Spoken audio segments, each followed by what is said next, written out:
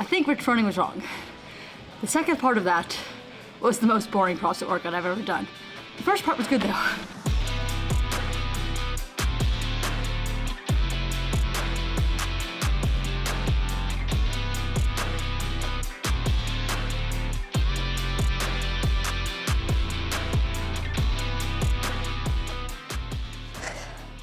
Welcome back to the channel. My name is Amanda. This is a video I've been thinking about doing for a little while now. And I couldn't do it because we had the Open, the CrossFit Open, then we had quarterfinals, then we had team quarterfinals that I was documenting and masters quarterfinals, and just kept on getting pushed off.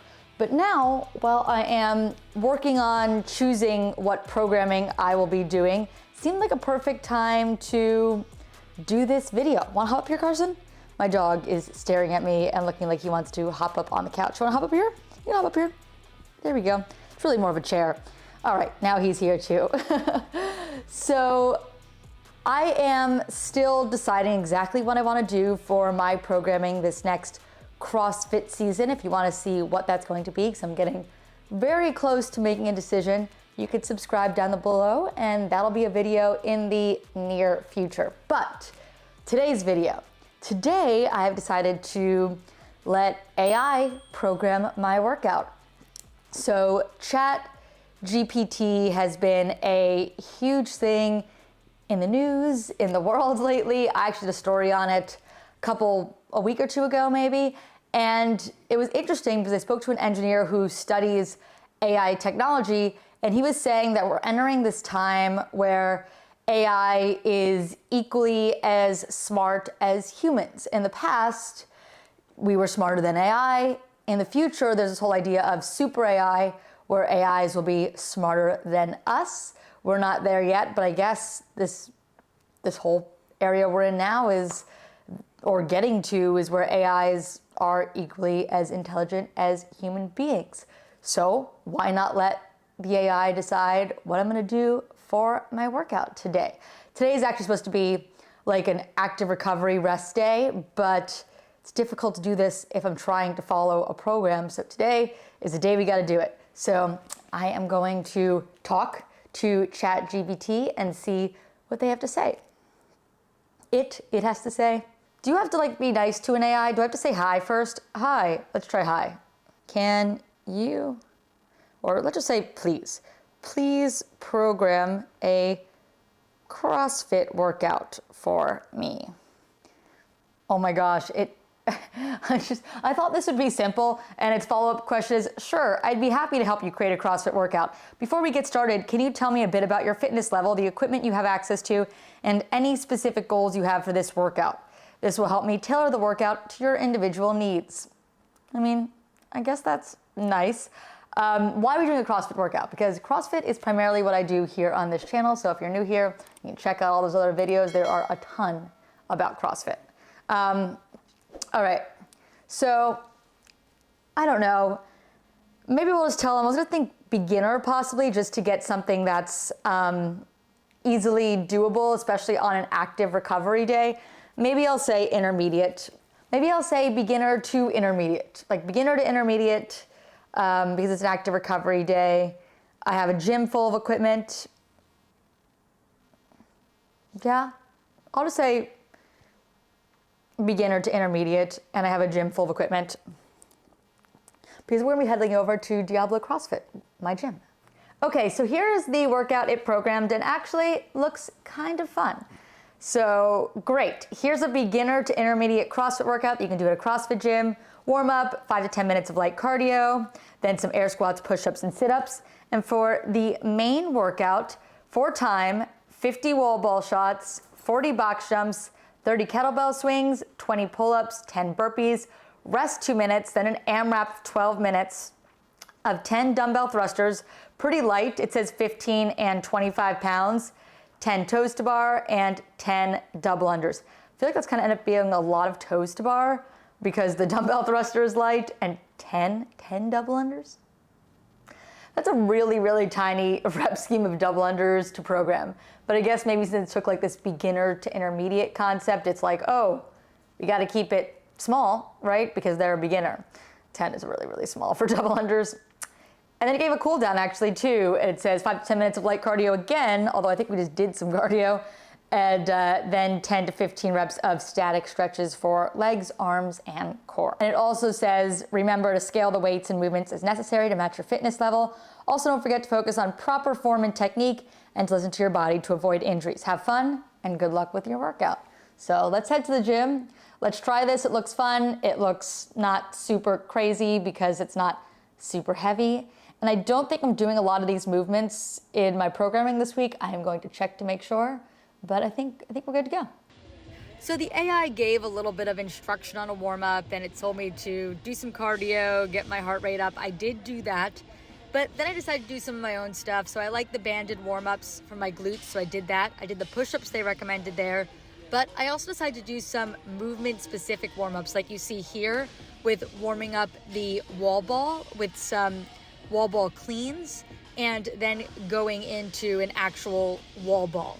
So the AI didn't program any movement-specific warm-ups, just like a general warm-up. So if you were to do something like this, I would suggest doing some movement-specific, like the box you just saw me do there as well. Here I am getting ready to start this ChatGPT programmed workout, and we are underway. So this is a chipper-style workout.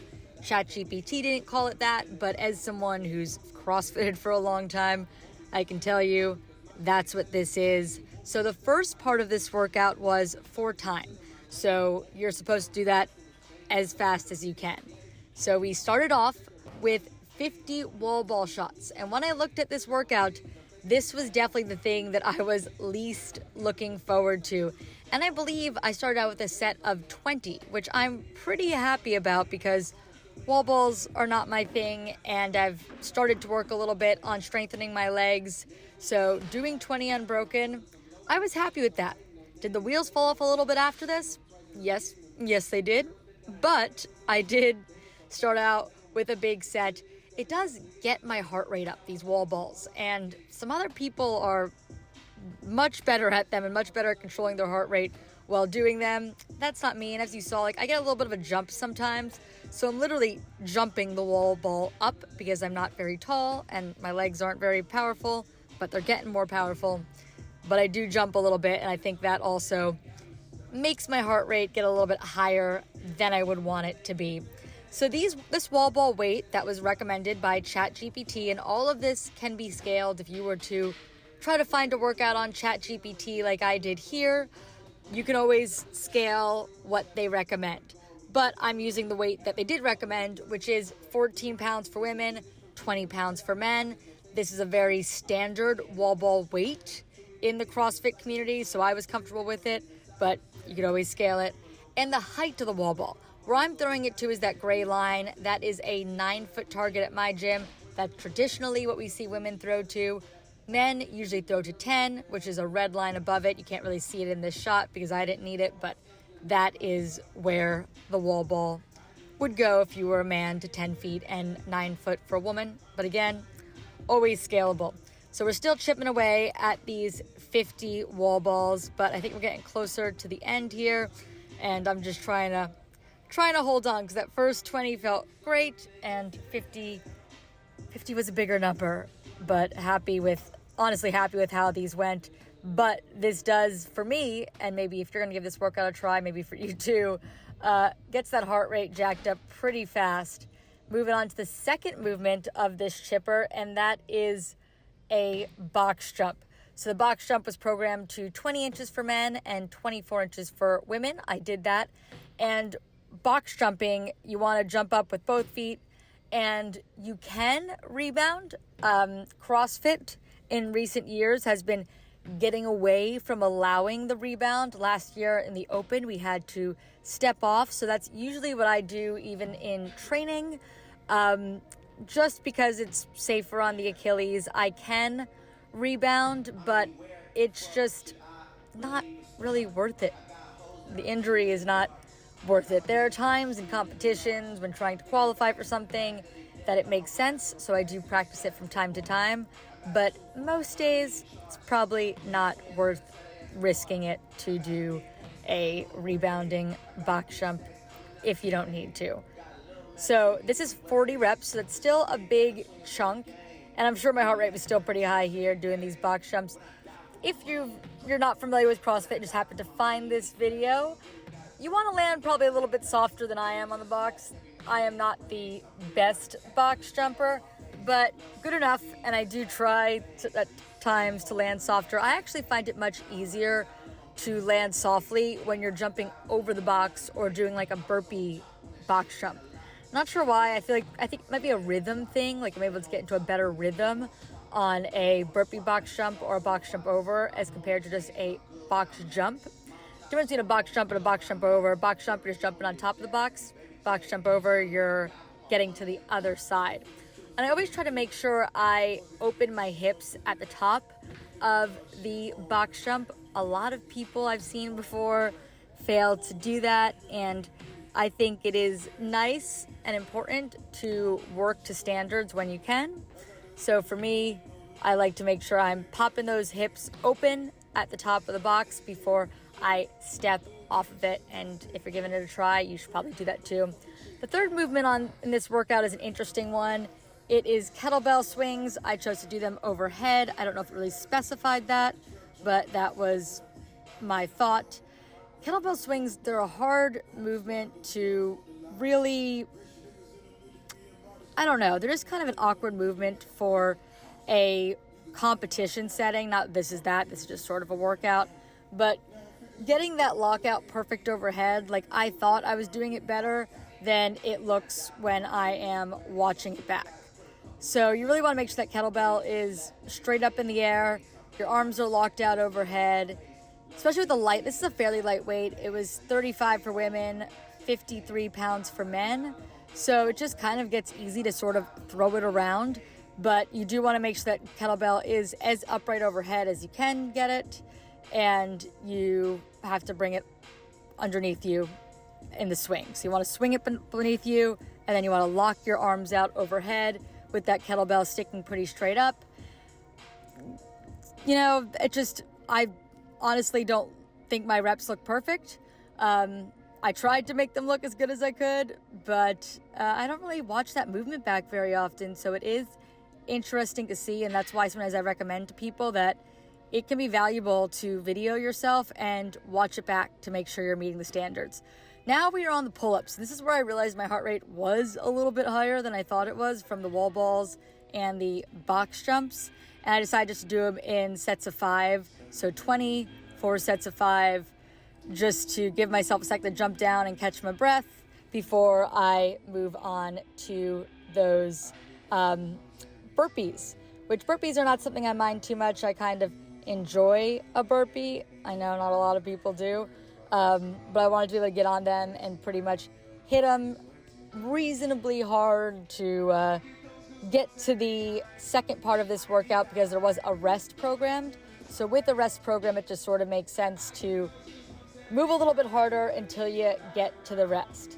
And burpees, I think burpees are kind of a nice movement. You can always do them.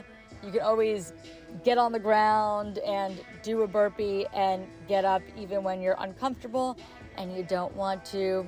You can still do it. So it is a good way to end a workout, because no matter what, you're going to be able to knock it out, even if it's slowly. It's not like you're going to fail a burpee. You would just fall on the ground, which is where you are supposed to be.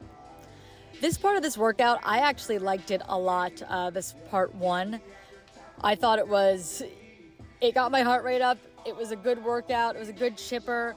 If you're newer to CrossFit and you don't know a lot about CrossFit and you're getting your workouts from an AI because you don't have someone else programming for you, I would say this workout is a good representation of CrossFit this first half and is fairly accessible. Wall balls aren't a high technique movement.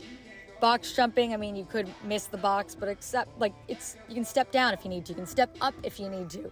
All of this is easily scalable, and all of this is easily doable if you were just to watch me do it and don't have a lot of experience. It's not like there's Olympic lifting in it where there's more risk. All of that first part, I feel it's a good representation of CrossFit and is pretty accessible. The pull-ups could be a little bit difficult, but You can band them, you can do jumping pull-ups. There are a lot of options. When I say a band, you can strap a band to the pull-up bar, you put your foot in there, and it gives you some assistance pulling up.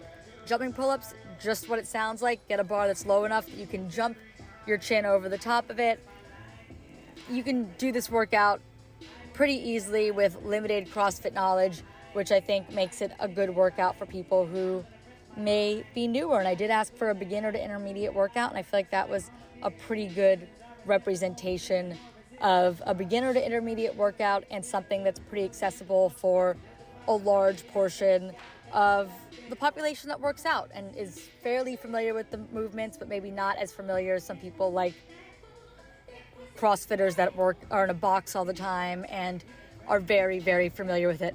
So the second part of the workout just popped up. So I'm in this 2-minute rest right now, but after that 2-minute rest, I will complete an AMRAP. So it's 12 minutes long. AMRAP is as many rounds as possible in 12 minutes. It says it right there, which I think is nice for people who may be newer.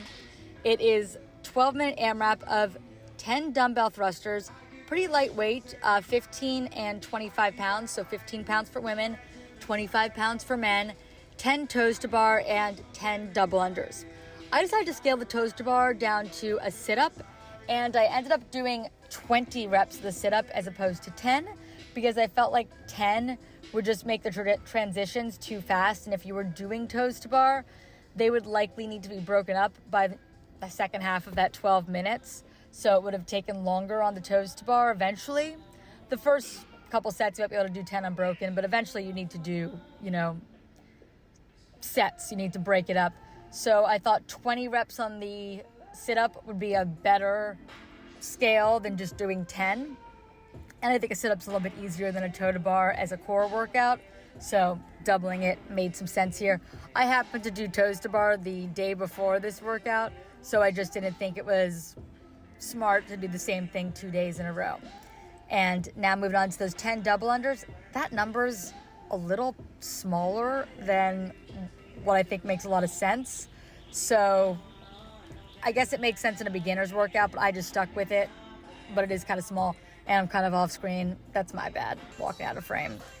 I sped this up to 2 times speed because, let me tell you, when I first saw this, when I read this 12 minutes of this, I was like, that is a long, long time to do those 3 movements with such small rep schemes. And while doing it, it felt like a long time. And I figured while watching it, it will probably also feel like a long time. So decided to speed it up for all of you so you don't have to sit through all of it. But I can still chat with you because I like doing these voiceovers and like talking to you guys about the workout.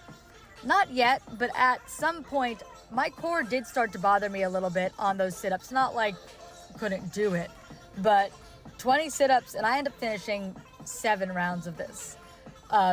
So that many sit-ups, 140 plus sit-ups, I got back to the sit-ups.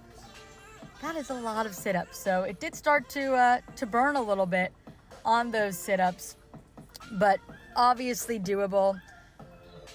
Like I said, this got kind of boring, but I do think it is a decent workout just to get, a little bit of a sweat. I was definitely sweating after doing it.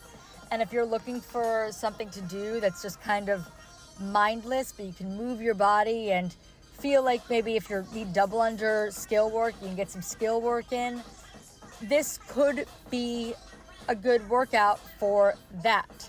Now, if I wanted to make this workout into a better workout that I wasn't bored, the easiest and biggest difference and change I would make would be these dumbbells.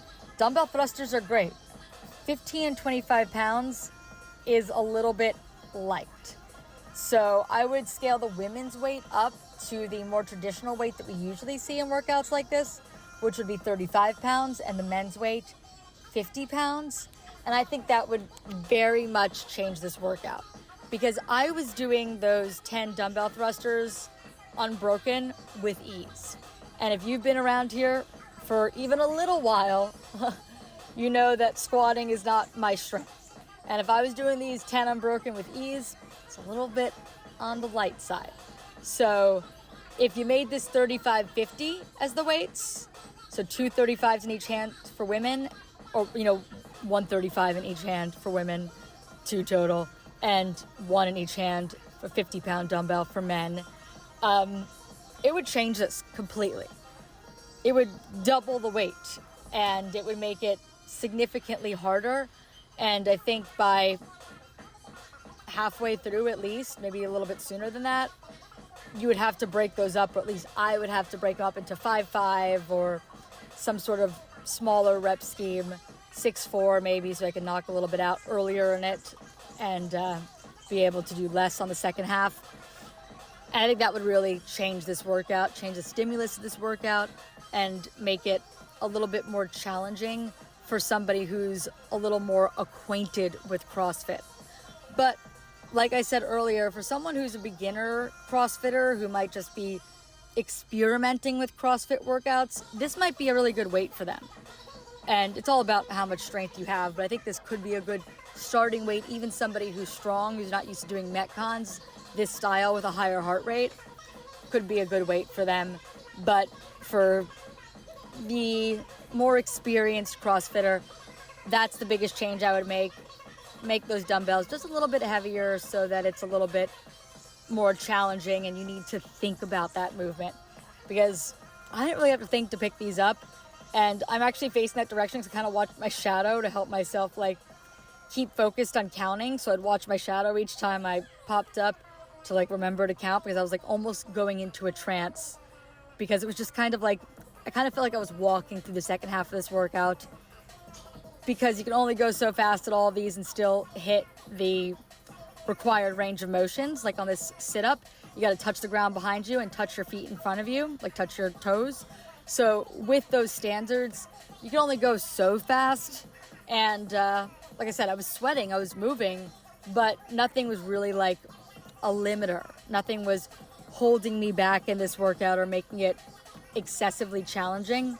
Oh, and you haven't noticed I got rid of the clock on this part because I couldn't speed it up properly without the time getting all messed up. But this is just me finishing up these 12 minutes. I believe this here is the last round. This is getting into round 8. So I completed 7 rounds.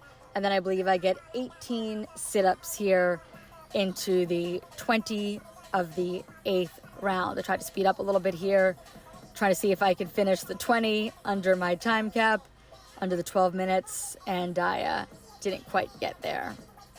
But not a bad workout for programming from ChatGPT. I think Rich Running was wrong. The second part of that was the most boring CrossFit workout I've ever done. The first part was good though. The first part was a chipper, and the wall ball was of, the typical weight that we usually see wall balls, so it felt tougher. I did scale the toes to bar to sit-ups for the second half, because I did a bunch of toes to bar yesterday, but I doubled the sit-ups, and it just felt like a lot of rounds.